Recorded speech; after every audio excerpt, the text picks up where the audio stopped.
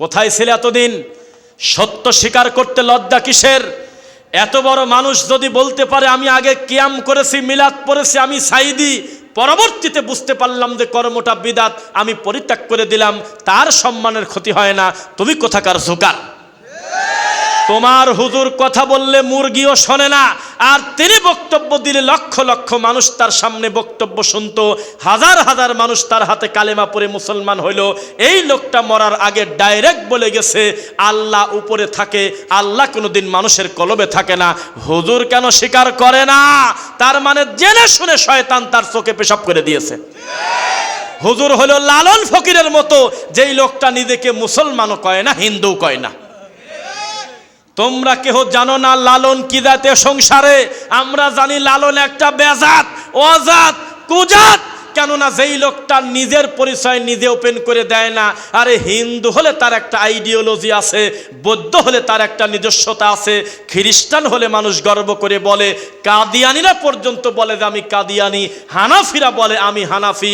আরে বাঁশে লাভ দেয়, তারপরেও বলে আমরা শর্টকাটে জান্নাতে যাব। তরিকা আছে 126টা, আমাদের পিরিয়ডটা শর্টকাটে সিস্টিয়া সাবেরিয়া। আর লালন বলতেছে আমি যে কি জাতে সংসারে তোমরা বুঝলে না। তার নামে সেতু হবে কেন? তার নামে হবে হলো মন্দির, তার নামে হবে গির্জা, যেখানে গাঁজার গন্ধে 2 কিলোমিটারের ভিতরে হাঁটা যায় না।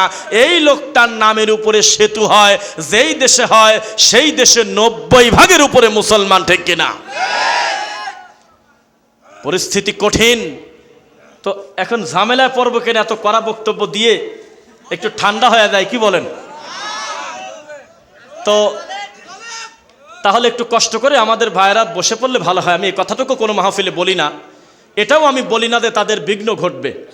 যখন বক্তব্য দিতে ভিতরে ঢুকি, মনে মনে ভাবতেছিলাম যে লোক কোন জায়গা, নাকি তারা মাজারের দিকে ঢুকে গেল কিনা। এখন দেখতেছি আল্লাহর গোটা প্যান্ডেলটা পূর্ণ হয়ে গেছে। আলহামদুলিল্লাহ, লিল্লাহি তাকবীর, আলহামদুলিল্লাহ। ইনশাআল্লাহ তাওহীদের বিজয় হবেই। সংখ্যায় যদি একজনও বিশুদ্ধ আকীদার হয়, 99 জন তার সামনে টিকতে পারবে না ইনশাআল্লাহ। একজন সুন্নাহপন্থী মানুষের কাছে 99 জন বেদাতি টিকতে পারবে না। এটাই হলো কোরআন সুন্নাহর বাস্তবতা। আরেকটি কথা আপনাদেরকে বলে রাখি, যারা বিশুদ্ধ আকীদা গ্রহণ করেছেন, সালাফি আকীদা মানহাজ ফলো করেন, তাদের জন্য একটা কথা বলি, আমাদের এই দুনিয়ার একটা বড় বিজয়ের কথা বলি। যেই বেদাতি সুযোগ পেলে চায়ের দোকানে ডক্টর জাকির নায়েকের মতো লোকের নামটা নাই ইহুদি খ্রিস্টান বলে, যেই লোকটা জুমার খুতবার মঞ্চে আমরা প্রায় কত সুন্দর 6 দিন ধরে একটা লোককে প্রায় বুঝায় ফেললাম ভালো, এক জুমার খুতবায় বেদাতি হুজুর মোটে উল্টে ফেলে। আবার যেই বেদাতি হুজুর এত খারাপ ভাষায় আমাদেরকে গালি দেয়, এই বেদাতি হুজুর যখন আমাদের মুখামুখি সামনে দাঁড়ায়, একটা টু শব্দ করার ক্ষমতা থাকে না।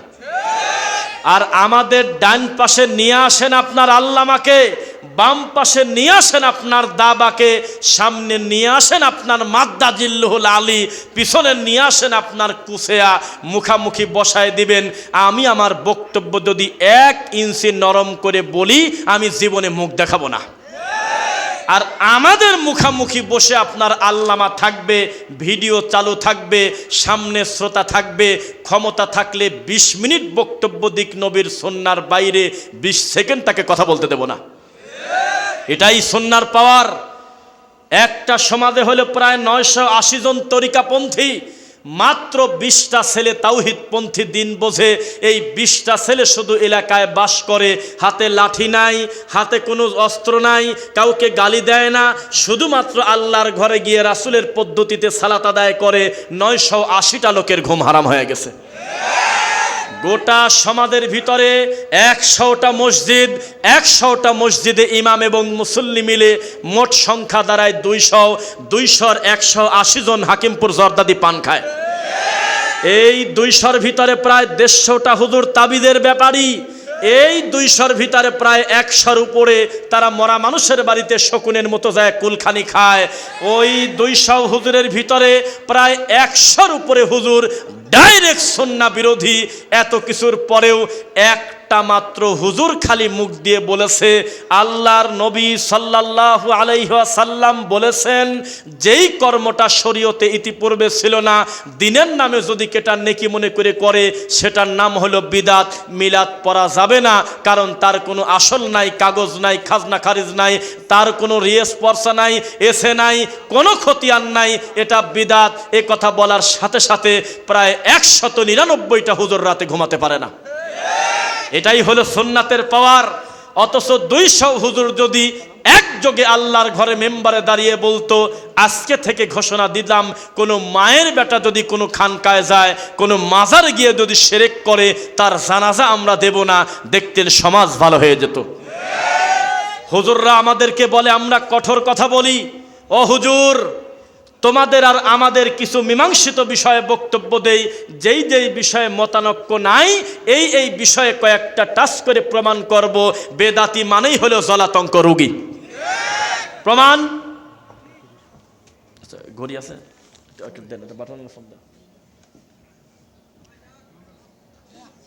ঠিক আছে। প্রমাণ দেব কিভাবে দেখেন। কি যেন বলতে গেলাম, ভুলে গেলাম।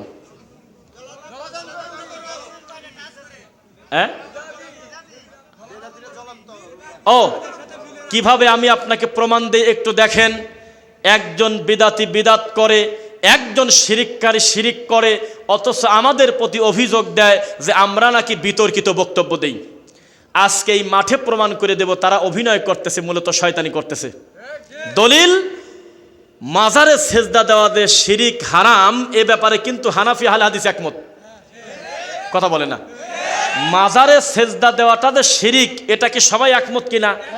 তো আহলে হাদিসরা শুধু এই কথা বেশি বেশি বলে কেন? তুমি কোন জায়গা থাকো? নেশাদার দ্রব্য পান করা যে শিরিক হারাম, এটা যে মূর্তি পূজারীর মতো হবে, মুদমিনুল খামরি কাআবিদি ওয়াসান, এ ব্যাপারে সব ইমাম একমত। তাহলে এর বিরোধিতা শুধু আমরা করি কেন? তুমি কোন জায়গা থাকো? মাজারওয়ালার কাছে কোনো কিছু চাইলে শিরিক হয়। এমনকি আল্লাহর রাসূলের কাছেও যদি কেউ বলে আমার একটা ছেলে দেন অথবা আমার জীবনের গুনাহ ক্ষমা করেন, সে আবু জেহেলের মতো মুশরিক। এত বড় মীমাংসিত বিষয় শুধু আমরা বক্তব্য দেই কেন? তুমিও বলো, আমিও বলি, একসঙ্গে সব হুজুর যদি বলতাম, ইনশাল্লাহ মাজার খালি হয়ে যেত, গাঁজাখোররা টিকতে পারতো না। আজকেই যদি গাঁজাখোররা রাস্তায় বের হয় যে ঠিক মতো গাঁজা সাপ্লাই পাচ্ছি না, এই মাজারে আমরা আর থাকবো না, দেখবেন মাজারে কুকুর তাড়ানোর মতো লোক খুঁজে পাওয়া যাচ্ছে না।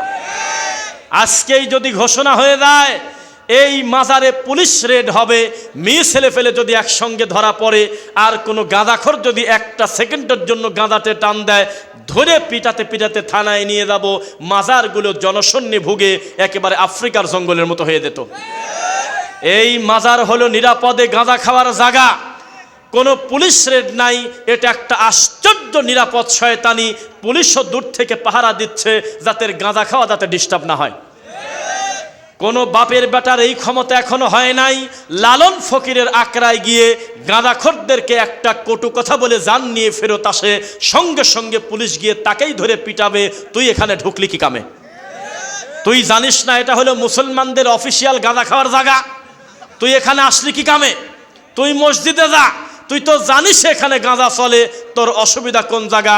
এরপরেও এই নোংরা লোকের নামে সেতু হবে, এই নোংরা লোকের নামে বই থাকবে, এই নোংরা লোকের নামে রাজশাহী সাদাতপুরে বিশাল বড় ব্যানার থাকবে, তার নামে মূর্তি হবে। এটাই হলো বাংলাদেশ। শোনেন, টাকা দরকার জীবিত মানুষের, মরা মানুষের কবরে যদি একটা টাকাও যদি দান করার পরিবেশ থাকে, ওই মাজারটাতে ভণ্ডামি মাজার, এটা প্রমাণ করার জন্য আর কিছু লাগবে না। আমাকে আবার যেহেতু বলতে বলা হয়েছে, আমি শাহজালাল রাহিমাহুল্লাহ এই সম্মানী মানুষটার মাজারে গিয়ে কি কি দেখেছি সেটাকে শুনবেন।